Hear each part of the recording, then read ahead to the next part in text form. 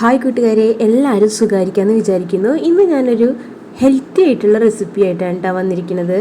അത് വളരെ നല്ല റെസിപ്പിയാണ്. ഡയബറ്റിക് പേഷ്യൻസിനൊക്കെ കഴിക്കാൻ പറ്റുന്ന നല്ലൊരു ഹെൽത്തിയായ ബ്രേക്ക്ഫാസ്റ്റ് റെസിപ്പിയാണ് കേട്ടോ. കുട്ടികൾക്കും കഴിക്കാൻ പറ്റുന്ന ഒരു ഹെൽത്തിയായ റെസിപ്പിയാണ്.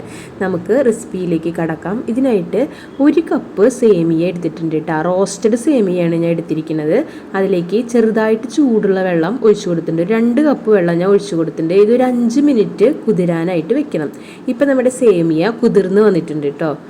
അത് നമുക്ക് ഒരു അരിപ്പയിലേക്ക് ഒഴിച്ച് ഊറ്റിയെടുക്കണം. ഇതുപോലെ കുറച്ച് നേരം ഒരു 5 മിനിറ്റ് വെച്ച് കഴിഞ്ഞാൽ വെള്ളമൊക്കെ പോയി കിട്ടും. ഇപ്പോൾ ഈ സേമിയ ഒരു പാത്രത്തിലേക്ക് ഇട്ടിട്ടുണ്ട്. ഇതിലേക്ക് ഞാനൊരു 1/4 ടീസ്പൂൺ ഉപ്പിട്ട് കൊടുത്തിട്ടുണ്ട് കേട്ടോ.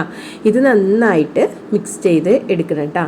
പിന്നെ എൻ്റെ കൂട്ടുകാരെ, വീഡിയോ കാണുന്നത് സബ്സ്ക്രൈബ് ചെയ്യാതെയാണെങ്കിൽ എല്ലാവരും ഒന്ന് സബ്സ്ക്രൈബ് ചെയ്യുക, ലൈക്കും കമൻറ്റും ഷെയറും ചെയ്യുക. ഇനി നമുക്ക് ചൂടായി കിടക്കുന്ന ഒരു സ്റ്റീമറിലേക്ക് നാളികേരം ചിരവിയതും പിന്നെ ക്യാരറ്റ് ഗ്രേറ്റ് ചെയ്തെടുത്താണ് കേട്ടോ ചേർത്ത് കൊടുക്കുന്നത്.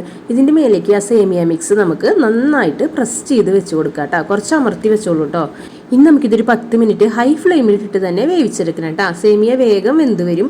ഇപ്പോൾ നമ്മുടെ സേമിയ നന്നായിട്ട് വെന്ത് വന്നിട്ടുണ്ട് കേട്ടോ. ഇത് വളരെ ഹെൽത്തി ആയിട്ടുള്ള ഒരു ബ്രേക്ക്ഫാസ്റ്റ് റെസിപ്പിയാണ്. ഡയബറ്റിക് പേഷ്യൻസിനൊക്കെ നല്ല ഒരു ഹെൽത്തി ആയിട്ടുള്ള റെസിപ്പിയാണ്. അപ്പോൾ എല്ലാവരും ഇതൊന്ന് ട്രൈ ചെയ്ത് നോക്കുക.